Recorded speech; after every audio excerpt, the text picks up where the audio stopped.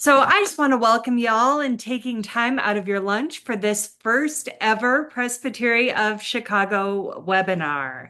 And our hope is, our dream, our vision is to offer these about once a month as an opportunity to hear from different voices around the Presbytery and around the wider church. So today, we're having a focused conversation with some of the leaders from our own presbytery on uh, some stories that they can share about how they're experiencing church growth and development in their context.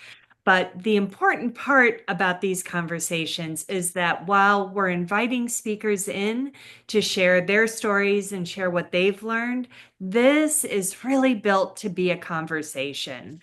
We want to learn from each other. We want to hear what you're trying, what has worked well. If you've tried something and it has failed spectacularly, we want to hear that too, because the more we hear what's happening throughout our presbytery, the more we'll have ideas of things we can try in our context. You might hear Donna Marsh tell a story and think, oh, we can't do that exact thing, but what if we took this piece and tried this? And what if we took this element that Becca Bruner talks about and tried that? So this is really an opportunity to dream together. I want you to ask questions. I want you to tell what you're trying on in your context. Our next one will be in October, and we've invited the folks from Special Offerings to come in. And they're going to explain a bit about special offerings, answer your questions. This is a great opportunity to invite your stewardship committee to attend so that they can better understand special offerings and the role that that plays in the denomination. If you have any questions during the first discussion, feel free to send me a chat. But otherwise, we're all in this together. We're learning as we go and figuring things out. So would you join me in a brief word of prayer? Lord God, we thank you for the opportunity to come together this morning across the internet wavelengths, for a chance to be in community in some sense as we learn and grow and look for signs of your Holy Spirit among us as we try to serve faithfully. Be with us in this next hour as we talk and listen for where you are moving. In your name we pray. Amen. And with that, Craig, I'm going to turn the baton over to you. Thank you. Again, I am so glad to see all of you in our first webinar. And I really want to just let's get going. And I'm going to start by introducing our three panelists. And the subject today is numerical growth of congregations. And I want to be clear about that subject because we may talk about growth, but we are talking about numerical growth, which, as I was sharing earlier with the group, sometimes it's a scary conversation to have. It's a conversation in the mainline church. It's not always a welcome to have. It's an anxiety producing conversation. But if we can have it amongst one another and learn and listen to one another and maybe get some ideas or face some realities, it's a worthy conversation. So I'm going to introduce our three panelists. No, you know what? I'm gonna have them introduce themselves. And when you introduce yourself, share with us the context of your ministry, how long you've been there, talk as though people don't know Chicagoland and talk about the context of your ministry. And I'm going to start with Becca and then Donna and then David. Well, hi there. My name is Becca Bruner. My husband, Dave Bruner, and I co-pastor Knox Presbyterian Church in Naperville, about 45 minutes west-ish. I'm still learning of Chicago, and that's 45 minutes with no traffic, but that's another story. We have been here. We're just entering into our third year here. Yeah, anything else to say about? Yeah, tell us a little about Naperville. Sure. I mean, Naperville, I think last I heard is like the fourth largest city in Illinois. It at one point was rapidly growing. I think we have hit our max in terms of the Naperville city limits, but 150,000 people or something like that. Um, I think it's a pretty typical affluent suburb adjacent to a city. And the many of those that I have lived in my lifetime, they all tend to think they're pretty special and pretty unique. They're all pretty similar, no matter where they're located in the country. They are upwardly mobile families who care a lot about, who have, pretty successful careers. The adults do a lot of dual working families. Not a lot of single parents who can afford to live in this community, in the city limits of Naperville per se. A lot of dual income families. A fair number, high preponderance of young families, people with elementary school through high school kids living here want to be here because we have good school. Um, a rapidly growing population of uh, Asian and East Indian families who, again, moving here for work and for opportunities for their kids. Um, and increasing racial diversity overall, though that's a source of some tension, I would say, in the community. People frame that in terms of kind of the language they use is old Naperville versus new Naperville. Often Mhm. that's code for white Naperville and not white Naperville, and kind of the values that the various communities bring. Um, but that is, though there are not new homes being built in Naperville per se very much.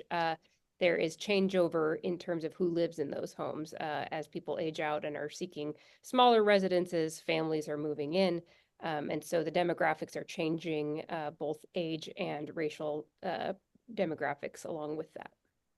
Thank you. Donna? Oh, mute. Hate that.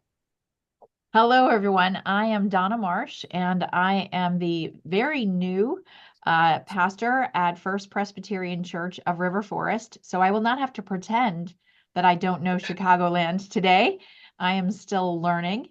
And so I came to First Pres River Forest last November to serve in a co-pastor transition with my predecessor, Paul Detterman. So we were co-pastors together for just a little over 6 months. Kind of, he was on the payroll for an extra month, but really we were working together for about 6 months. And then I became the pastor without an interim. So that's a leadership transition model that our denomination is experimenting with, and that the Presbytery of Chicago was gracious enough to let us give a try, and I think it did work. So now I'm here at First Pres River Forest, and because I'm so new, everything I say today about ideas and growth, some of it is things that I bring with me from my other context, and some of these things are I have to very much acknowledge that I am standing on the shoulders of other leaders, and I am not saying, "Oh, look what I've accomplished in 10 months," because that would be kind of crazy. So I want to just be sure that you know that I'm here to learn from you, as well as to share what I'm seeing happening in our community. Yeah, Don, Bruce? I'm glad you said Yeah. that because I believe all of the panelists feel that way, and all of the pastors even feel that way, in a sense of it's not about me, and I want everyone to be clear that we're not saying that these are the perfect models of how to do ministry. It's just this is just leading a conversation. Do you want to say anything about the community in Mhm. which your church is located? Yeah. So River Forest looks like a neighborhood church. River Forest is a western suburb of Chicago. It's sort of due west about 20 to 25 minutes due west. And it's, if you have not heard of it, it borders Oak Park, which you might have heard of. Um, so that's the area. And it's actually a very stable area, and that the population is not shrinking or growing, because it tends to be single family. River Forest per se tends to be single family homes where people live for a long time. And then when they turn over, as Becca mentioned, younger families might move in, but it's a very stable community. The distinction that I would say the distinctive for us is that the church doesn't define itself as a neighborhood church, and the church draws from broader communities. So we draw folks from, I would say, Elmhurst to downtown. If you were to draw an arrow, probably about as far west as Elmhurst, we have folks coming, and about as far east as downtown Chicago, we have folks coming to River Forest. So we don't think of ourselves as a neighborhood church. We think of ourselves as drawing from the community more broadly. And then those surrounding communities are even more diverse than River Forest. And another interesting thing that Becca mentioned would mirror a little bit is that we seem to have in the church and in the community, growing Asian American community, and for our church, our congregation specifically, a growing Taiwanese American, Taiwanese families. I can't even exactly say how that happened, but it's a wonderful blessing. Thank you. David, tell us about First Chicago. Yeah, thank you so much, Craig, for inviting me to be a part of this. I'm really honored to be here and to report on the good things that God is doing at our church. I am the pastor of the First Presbyterian Church of Chicago, which is now in Woodlawn in the south side of Chicago. And Woodlawn is like a village in the city. It's a beautiful neighborhood where on a summer day, moms in the community will be jumping rope together. People are gardening together, lots of huge community gardens. Children play together in the streets. And it's a neighborhood where people are practiced at really looking out for each other.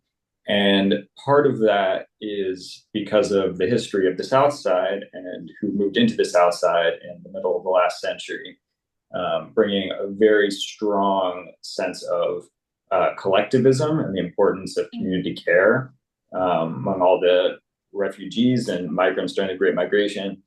The South Side is shifting in terms of demographics, and one way of telling that story is it's getting more diverse. Another way of telling that story is it's gentrifying. In Woodlawn in particular, that gentrification has been accelerating. Last year, it was on some list, maybe U.S. Economics and World Reports, as the hottest real estate market in the country. And part of that is because the Obama Presidential Center is being built in Woodlawn, a few blocks from my church. And in general, in Chicago, there's a lot of focus on economic development in the South and West sides. There's a whole program around that. And Woodlawn has been a big focus of that because of the large amount of empty land from housing that was burned down during white flight. And now it's being redeveloped, often by interests outside of the neighborhood. The residents in the neighborhood, there's also, like Becca was saying, there's a lot of talk about an old Woodlawn and a new Woodlawn, which is split more along the lines of homeowners and non-homeowners and the tension between those populations. But there are a lot of people in Woodlawn who have lived there their entire lives in their 80s and 90s. And there are a lot of newer residents, especially a lot of young families, many of whom come for the University of Chicago, which is also a few blocks away. So we're at a center of a lot of gravity for the city culturally right now, and also economically. And yeah, finding ourselves in a very fraught and also exciting time for the neighborhood. Thank you. So we have communities, suburban, urban. We have communities stable and changing. So I'm going to ask some questions, and then about 12:35, we're going to open it up for just conversation with the participants as well as the panelists. So one question I have for you is, what particular programs or efforts does your church do to attract new members? Particular programs to attract new members, and whoever wants to go with that. Yeah, I'd be happy to start. One of our programs that's really successfully attracted people is our arts program, which is kind of a big bucket of programs at this point, but started as a program for artists in residence. I came from a church in New York City that has a huge arts program and really offers its church over to artists to really have a sense of ownership of the space. And First Presbyterian Church is a huge cathedral with a lot of deferred maintenance. And so one of the sensibilities that I brought from that church I worked at is that artists will take what they're given and be very grateful for it and beautify it and bring people in. And we now have 8 artists in residence, all of whom have their own studio spaces, and bring in a ton of their friends to give concerts, show their art, to collaborate, to shoot videos, music videos, studio videos. And it's turned into a big source of revenue from the events we get to host, as well as just a huge amount of activity and growth of our congregation, often with the kinds of individuals who never expect to find themselves in church, and definitely never expect to become Presbyterians, and yet are joining in pretty significant numbers. Mm-hmm.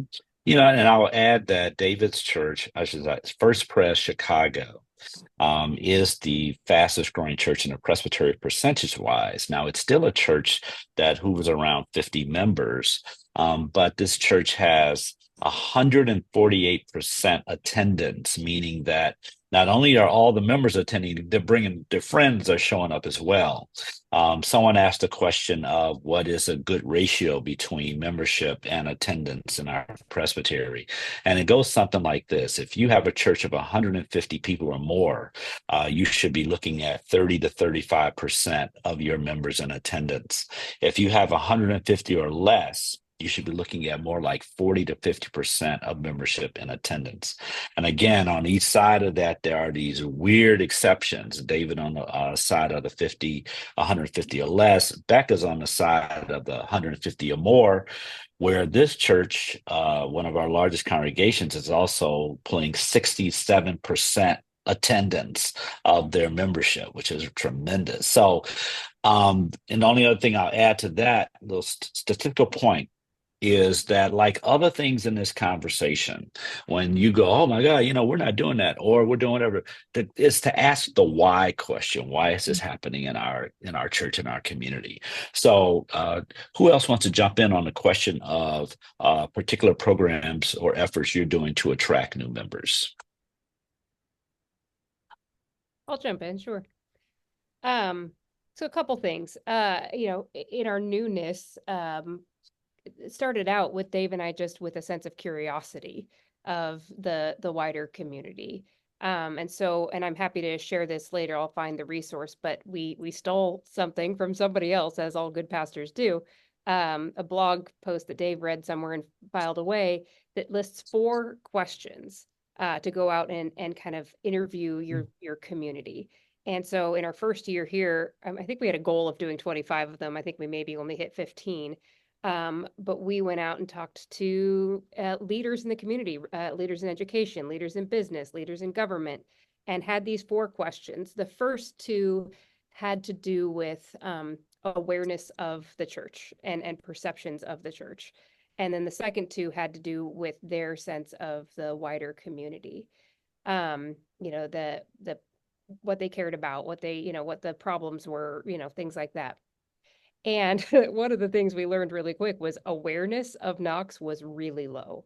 Like, people didn't know that we existed. Some people, their level of awareness was their kids came to the preschool here years ago. There was the local high school principal who lives in the neighborhood. She's like, yeah, I've driven by a lot. That was it. And other people, it was just so. And where we come, one of the questions was literally, "Do you know where we're located?" And people are like, "No." And then we'd say, because everyone knows that Trader Joe's is right across the street, say, "Well, it's the big church, big building right next to Trader Joe's," and they'd go, "Oh, yeah, that one."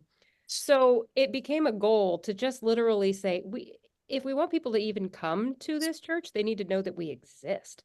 And some people love this, some people hate it. I think it's 90% love, but those who hate it really hate it. We actually made shirts and stickers that have our church name and logo and whatever on it. And on the back, it says, "We're across from Trader Joe's." Yeah, let me go. That's pretty good. Like, it's meant to be tongue in cheek, and so there's some people who are like, "Well, what about Casey's? They're there too." But we're like, yeah, okay. And so from that, just owning the joke. If you don't know where we are, you know where Trader Joe's is. From there, a couple things, and one is, I want to say it's not programmatic. There are programs that we have that attract people, and we can talk about that. But different churches and different cultures and different sizes can and can't pull off big programs. I think the most important thing that Dave and I did, in addition to going out and actually talking to people and truly listening to them about what they care about in their own local community, was we endeavored upon a couple year long, we're kind of still in the midst of it, strategic visioning process as a church, to really ask the question, who are we as a church? What's our DNA? Because I'm not going to be able to be, Knox is never going to be able to be First Press Chicago. We're never going to be even First Press Glen Ellen. We're different. We have our own makeup, our own DNA that we need to own, and be confident in that. And then, who is our community? What are their needs? What are their passions? What is it? And, it's the Buechner thing of, your vocation is where your deep passion meets the world's deep need. That's true of individuals, and that's true of churches. And so, having gone through that process and developed, okay, here are our core values, and then here's our vision, and here's some strategies. I think those things, being confident in that, one, I think that has given a greater sense of confidence and vocation and excitement to the people who are already here, that they're saying, we're doing, this is kind of cool. Like, we're doing this cool stuff. I want to invite people. I'm excited to be here. Our higher level of attendance is people feeling a sense of confidence in who we are, that they want to be a part of that. And they kind of maybe want to invite people to it, which Presbyterians are not typically very good at inviting. That feels scary and like proselytizing, and we don't do that. But they're feeling excited about it, so they want to share it. So I would say just that process of believing in who we are and that we have something good to share with the world, and the strategic initiatives that we're still in the midst of trying to figure out are very much outward focused. So, we know that there are lots of young families in the community, lots of dual working parents in the community. So we are working on a plan. We haven't gotten there yet of developing a plan for an after-school care program, recognizing that we have a great preschool. And so we have that resource of knowing how to run a preschool and a church building that can hold that kind of program. So we want to create a program that offers after-school care to parents who desperately need it.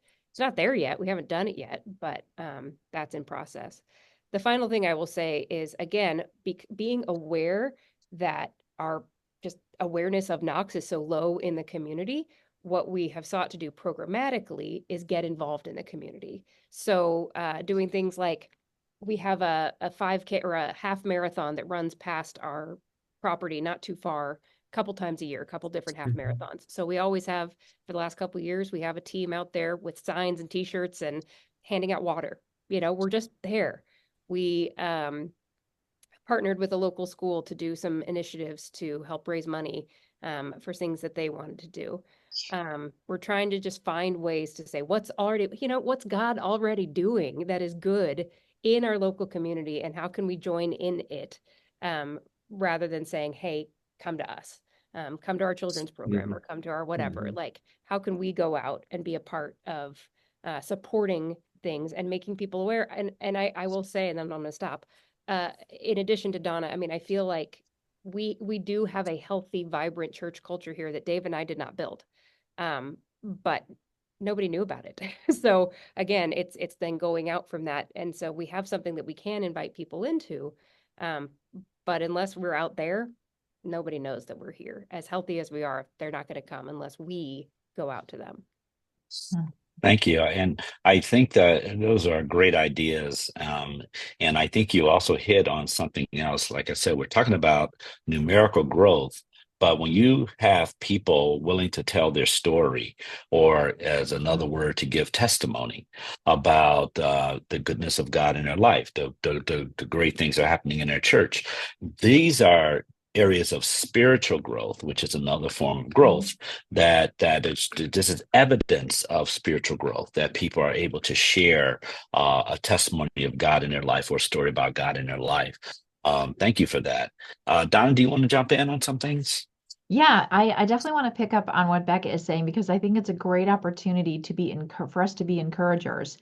And that, so we can talk about programmatic things, but there are lots of small things in here at that I'm trying to do, and that more importantly, that the members of the congregation are doing, that are I think effective for growth. So since I've arrived, I've made a really big push with our session and with our leadership teams to talk about becoming an outward-facing invitational culture. So I just say that over and over again. How can we be outward-facing and invitational? It does not mean we have achieved that with any level of perfection. It means that's the vision that I think I'm trying to cast with our leaders, and you can do that with any church of any size in any place, right? What is outward facing and invitational might look different in different contexts, but that value, which I think is very much a Jesus value, um, is something we can all do. And I'm also trying to connect that level and infuse that energy not from myself, but from the gospel and from scripture. So all of our, like, since I got here, I preached on the miracles of Jesus, and the subtitle of the series was Power and Possibility. And now we're preaching through the book of Acts with the same subtitle, Power and Possibility. It's all about multiplication. It's all about God's power. It's all about being outward facing and invitational.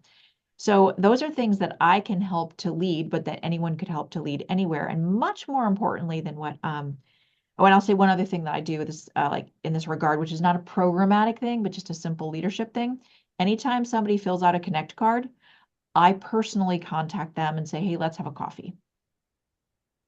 Again, anybody can do that in any church of any size. If it got super huge, that would be harder, but it's doable. But much more important is what the church members are doing. And when they are inviting people, which they are, and they're like, for particularly our young parents group, our Parent Oasis group, is they are inviting other families from, we have this, and you can identify the people in your church with the gift of invitation, the gift of connecting people. And we have this one mom who at Concordia Preschool is not our preschool, but it's here in the neighborhood. And she's fantastic at saying, oh, come to my church. Bless her. Right? She's fantastic at it. So I think when church members invite friends and invite other people organically, then that we have programs for them to invite people into, but it's much more important that they are participating and they are leading in and out, becoming an outward facing invitational culture. That's very good. Thank you. A lot of thoughts there. One of the things that Mead says, and I'm going to quote it here. I think I'm going to quote it. Says, where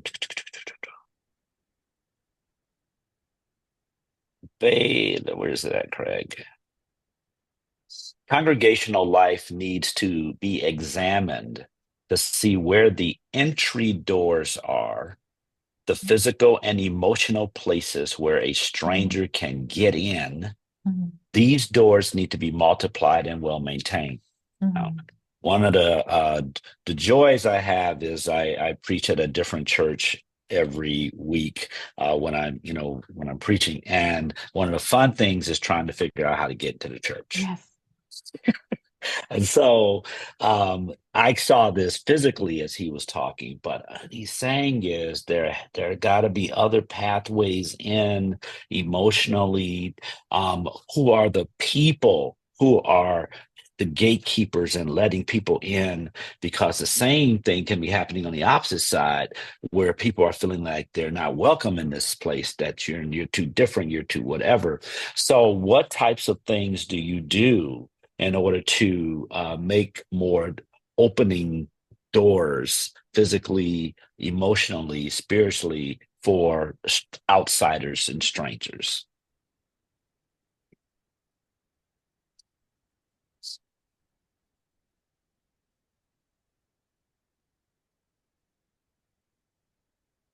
I really like this question.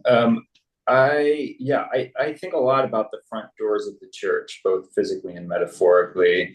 One of the things that so when I got to the church, the literal main entrance that people would use was really drab and had like chicken wire over the windows so that people couldn't break in.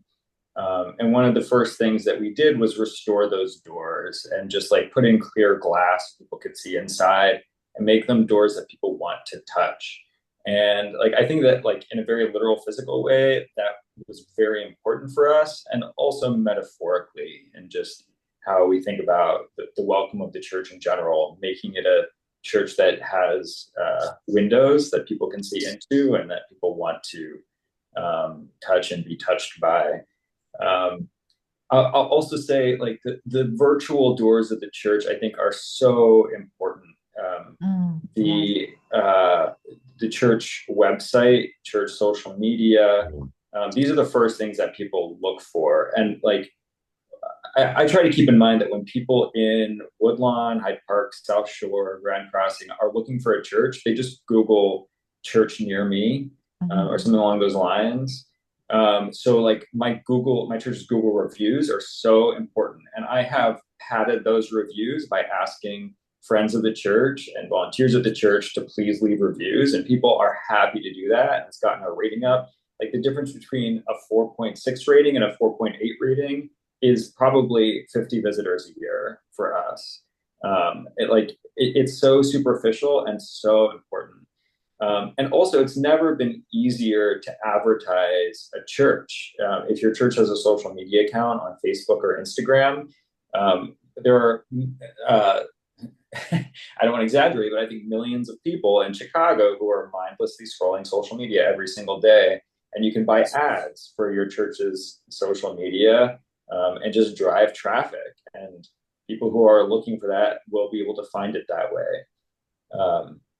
We can't assume that people are looking for Presbyterian churches or using directories or asking for like just kind of go be visible in the places where people are. Make sure that your front doors are in those spaces too.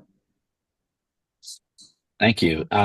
This is will be the last question that I've asked, the one I just asked. So I'm letting Becca and Donna chime in on it, and then we're going to go to participant questions. So if you want to say anything more about these physical, metaphorical doors to the opening to the church. Yeah. I'll chime in on two things. First, on the virtual, I completely agree. And I think our session and leaders have been very surprised every time I say to them, no, people don't visit churches anymore in person first. They visit online. And so our live stream, we do live stream our services, but we have a long way to go in making that convey who we are. Because I think for us, the experience when you come here in person is actually so much better than our live stream. Our live stream sort of is a sleepy COVID, it doesn't necessarily show off the best of who we are. And so we're slowly working on improving that. And I just even working with our tech person saying, no, I want different camera shots. Like our church has sort of 3 sections of pews. The live stream only shows the center one. No one sits in the front center section. It's always empty. Everyone sits in the other sections, which are full, but they show the empty one online. I'm like, don't do that. Right. So we're trying to work on that. But even just communicating, people are going to visit the front door of your church. They're going to visit you online before they visit you in person. Helping your congregation to understand that is huge. And then I would also say just physical signage for us is, again, I'm so not there yet, but I've somehow come from one of the only churches in America without a front door, National Presbyterian Church, to one of the only other churches in America without a front door, First Pres of River Forest. They're like, here though, they're like 6 doors. And when I came, I would encourage you to invite someone who has not been to your church. Just get a secret shopper. Get one of your friends who's, I don't know, Catholic or Buddhist or whatever. Invite them to come and be a secret shopper at your church for a Sunday, and try just to say, I'm not going to give you any information. I just want you to come and see what they say about your doors. When I came here, I noticed a couple of our physical doors, including the main one you need to enter through to go into worship, had no sign on it that said, welcome, enter here for worship, and had a sign on it that said, 2 signs on it, under 24-hour surveillance and no skateboarding.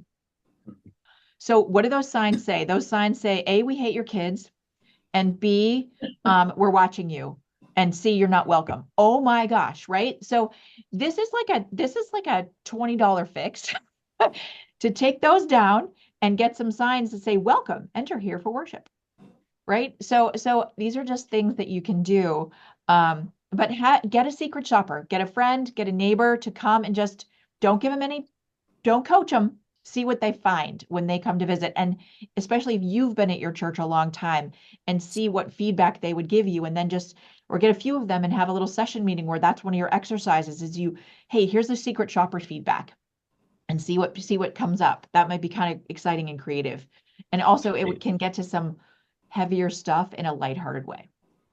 Very good. Thank you, Donna. That's And Becca, genius. That's last genius. word on this? Well, I'll say a different word, but I want to say I'm getting ideas from you all, and that's great. And that echoes. I've used this phrase with so many people at Knox as I've been working on helping us update our environment to make it more welcoming. Andy Stanley uses the phrase "time in erodes awareness of." The longer you're in any environment, you just don't see it. You don't see it. And so to bring in new eyes, they see it. They see some stuff that you're like, oh, we had this picture hanging in a bathroom that was supposed to be like a bride getting ready, and it was very Victorian and very old. It was frightening. I was like, what? Can we? Anyway, instead of echoing the things that Donna and David have said, which are phenomenal, the one thing I will add is we need to create opportunities for people. So not only go out to where they are, but when we are inviting people to come to us, we need to create opportunities that are not connected to worship. I feel very strongly that if you want people to start engaging with you as a church community, the first step of worship's a pretty hard one. To come to a church for your first encounter with a church community, to say, come to one of our worship services, it's a big leap. And so find ways to engage with people on a Saturday or on any other time, but where if you're being invitational to come to something you're doing. I have a friend who has her church is next door to a big park, and so they did a big Easter egg hunt. It was the Saturday before Easter. They were all wearing their church shirts. They made a huge, it's a tiny church, and I think they have like 30 people in general. I don't know. It's a small church, but they served 400 kids on a Sunday, and she actually instructed her volunteers, don't invite them to church tomorrow. Yes, it's Easter tomorrow. Don't invite them. Just say, I'm so glad you're here. Thanks for coming. We're just doing this for you, to love you, to serve your kids. Got our church shirts on. You know who we are. You know what we do, but we're here to love you and to be a witness to you and to show you how, to show you all the good of who that church is, not connected to worship. It's not that we're ashamed of worship. It's not that we don't want people to come. It's just recognizing that that's a big step for people who have either never been in church or haven't been in church in a long time. That's hard. And so give them some baby steps. Give them a way to engage with who you are in some small steps. And then perhaps, and I saw this at my last church in Pennsylvania. There was a couple that would always show up to our kind of non-Sunday events. And I was like, they look cool. Are they Christians? I don't know. But just kind of let them keep showing up. And eventually over time, I saw them show up on a Sunday. But they needed those introductory steps to our community before they could come to church. Outstanding. Thank you. Thank you. Now I'm going to open it up to the panelists, and we're just going to piggyback right on this question. And I want you to talk about the doors of your church, physical, the virtual, location, as well as the time and space. So where are the entryways into your church, and what condition are they in? And whoever wants to chime in, do you know how to do the raise hand reaction? Because that will help you to show up on the screen. And if you go don't get me started. Well, anyway, try to raise your hand.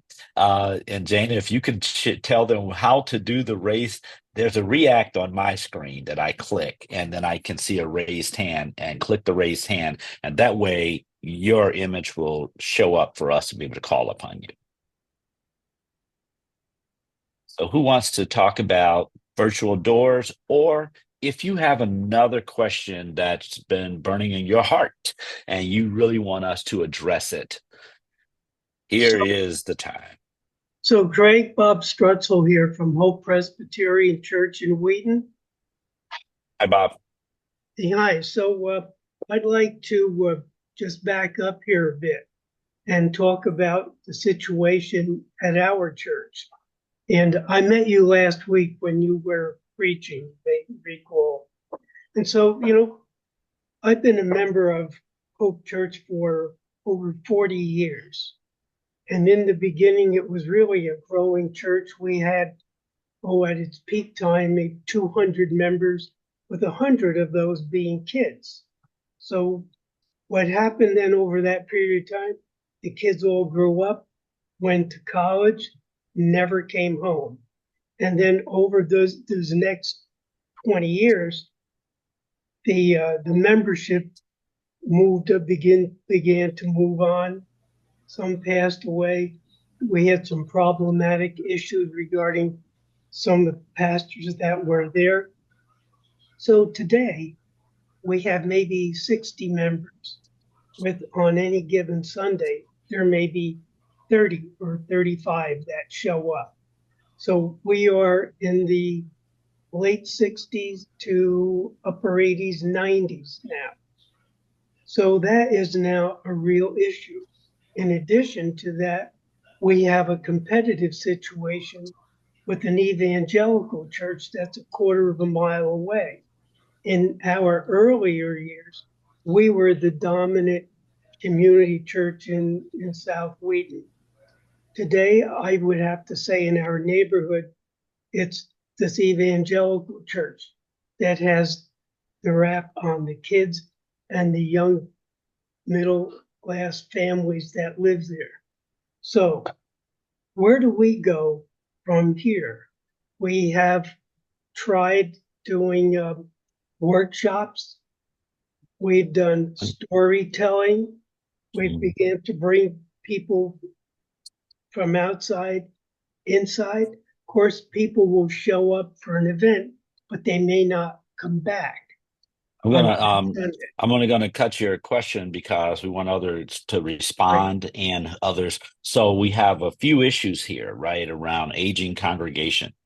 And we have others who are interested in that same subject. How do we handle numerical growth? Again, that's the topic when it comes to aging congregations. And I'm opening up to the panelists or others who may have thoughts to respond to Bob. Thank you, Bob. I'm so glad you brought this up, Bob. It's, I think, a really interesting and very common scenario for a church to have an aging congregation and feel like that's a problem. I think one of the cliches that I was given in seminary, and you just pick it up everywhere, is that when you're growing a church, you have to be growing it in a certain way. And that means like going after young families, going after children, that these are the ways that churches grow. And I think the story that you tell is really good evidence of why that often doesn't work. Sometimes it does, but often when you go after those young families and those children, the children grow up and move away. And also we're just like in an economy now where people move cities all the time. So if you go after young families, you're not necessarily going to have them put down roots in your church. Something that I discovered pastoring First Presbyterian Church, two things. One is the gift of having an elderly congregation, because what a lot of people and younger people are looking for is intergenerational community.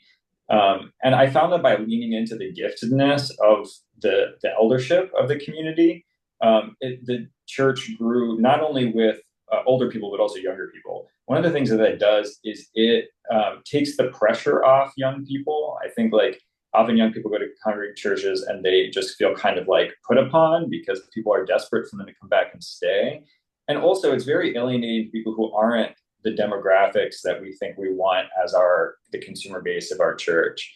But I think the healthier the elder populations of aging churches are, and the happier they are to be there, the more that young people will want to be there too and get what they can from those groups.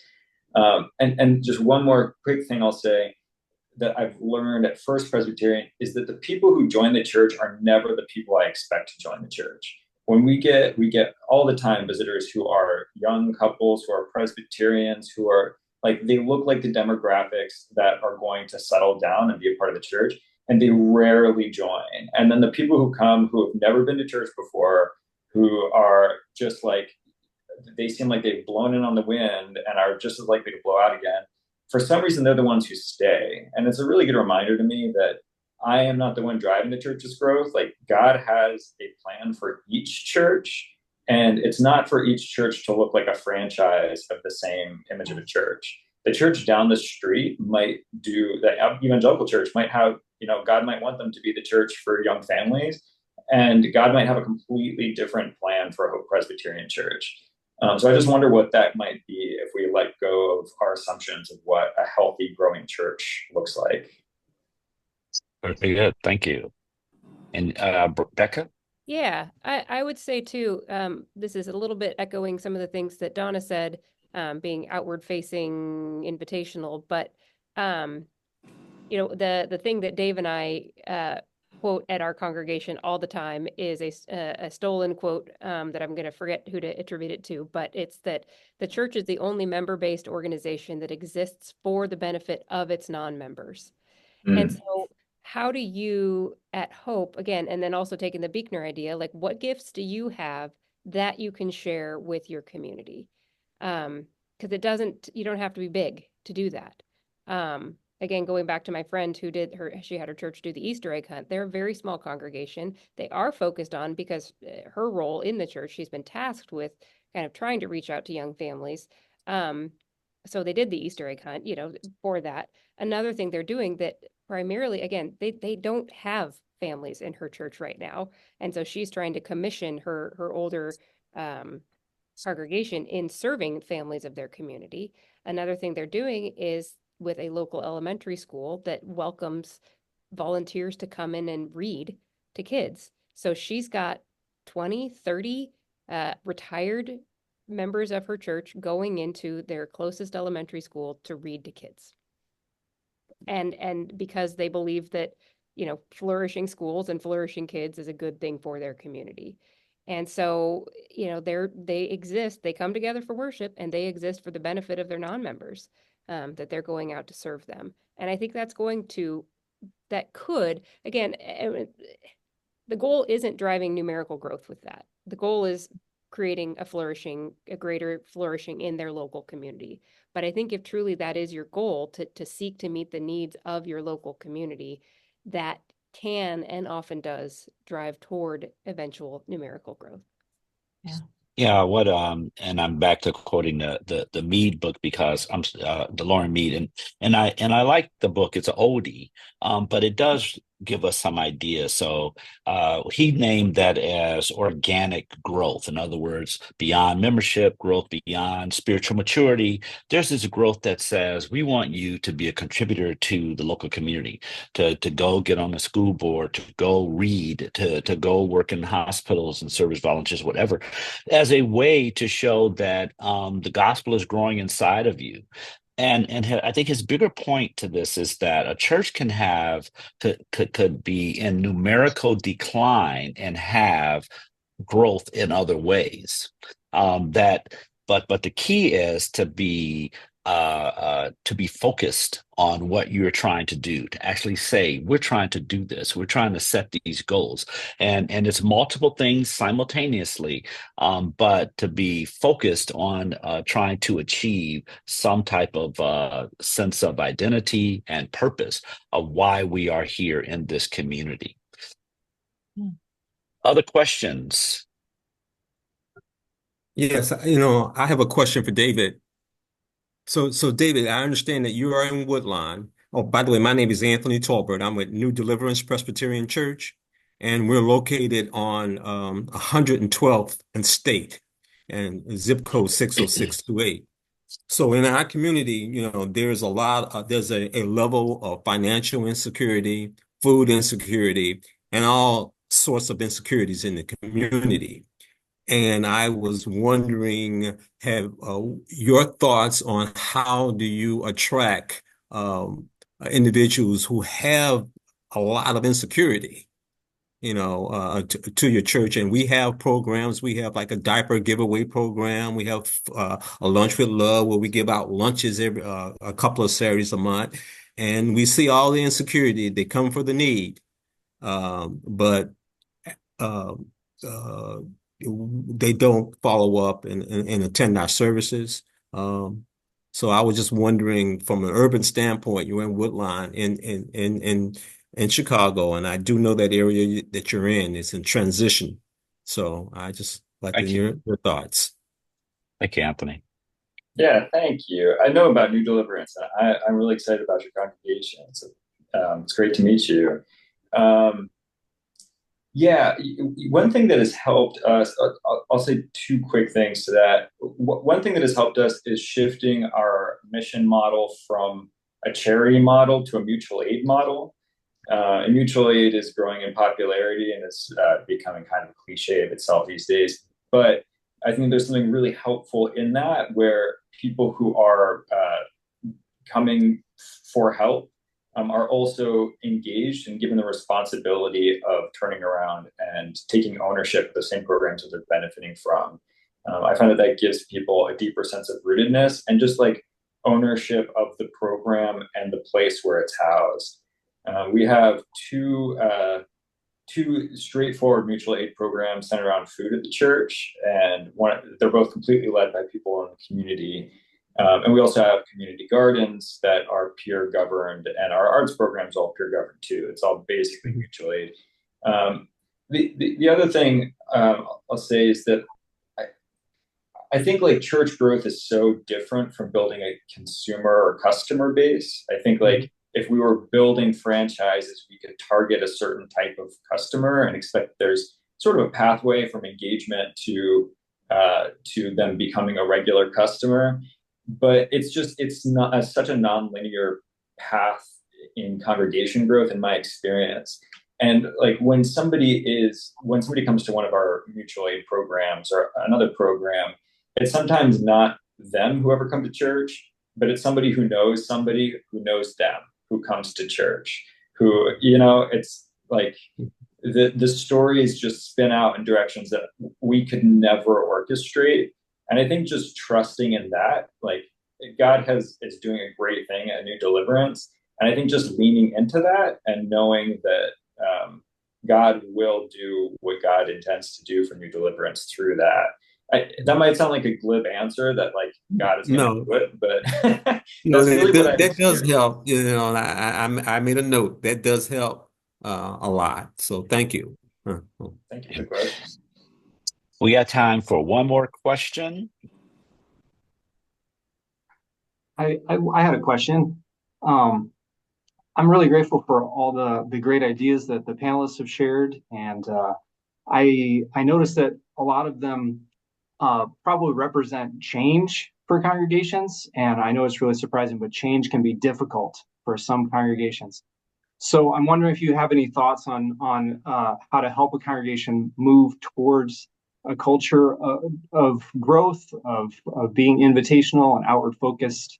If you can comment on that, knowing that sometimes even changing some art or changing the sign on a door can be a little bit controversial. Becca, did I see your hand up? Yes, I did. did. I raised my hand. I'm polite that way. One thing that was helpful, and this is a bigger thing than just changing a sign or change, that little stuff can add up to a lot, I know. But one thing that was really important in our strategic planning process was we clearly communicated to people, hey, we're in the development of putting into words these core values. We said, these are the things about Knox that are never, ever going to change. This is who we are. This is who we're always going to be. And we verbalized them and shared them with the congregation, and they're all over the walls everywhere. And we said, made clear, this is never going to change. And my feeling and my experience has been when you communicate that to people to say these things aren't going to change, then there's less anxiety in the things that do change. That they know what they're going to get to hold on to, and particularly that is the DNA of the church. That's never going away. But how? And then we said as we hold on to these things, they may lead us to do things in a different way. One of our values is we articulated it saying kids grow here. That this church has a strong history and deep passion for discipling young people. And I mean, sometimes they like seeing that there are kids here. They like that, but it's more than that, obviously. How we disciple those young people, how they grow here, whether that's happening, everybody's here on a Wednesday night program, that may change, but it's never going to change that Knox is going to value kids and that we're going to see them growing in faith here at Knox. So being able to just say that in the whole process, to say this is going to stay the same and this is never going to change. Thank you. Yeah. Oh, excellent. Well, I am just so pleased with the quality of these answers. Craig, can you give Jana? Donna a chance to add some thoughts to that? I'm sorry, Donna, go. Oh, sorry, I'll keep it super short. I was just going to say on the change thing, I think it's a fine line between not causing your leadership and your congregation to panic, but shaking them out of their complacency, right? Because this congregation, we have about 300 members, like, over 150 in worship, right? And so people are like, oh, we're fine. Like, no, you're not fine. You're actually not fine. Like, you are on the road to being you.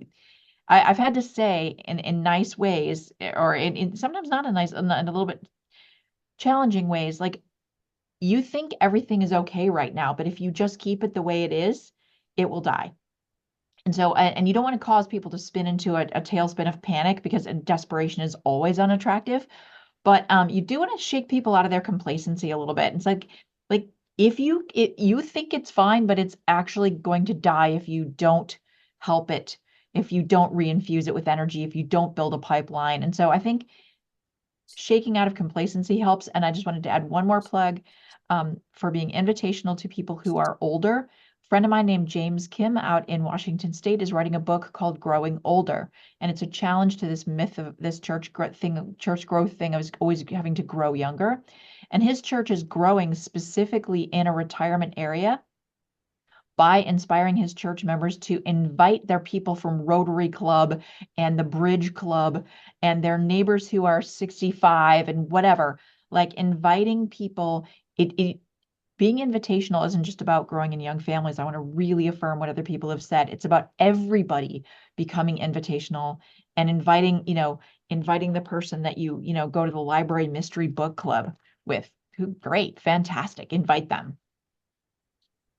Outstanding. Did I miss anyone?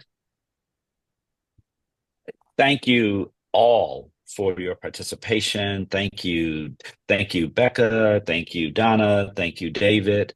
And we have been made richer by this interaction. And I think Jana is saying recording will be made available as well. And I just want to say God bless you all and Godspeed on this day. Take care. Thank you, Craig. Thank you, everybody. Thank you. Nice to meet you. Thank you.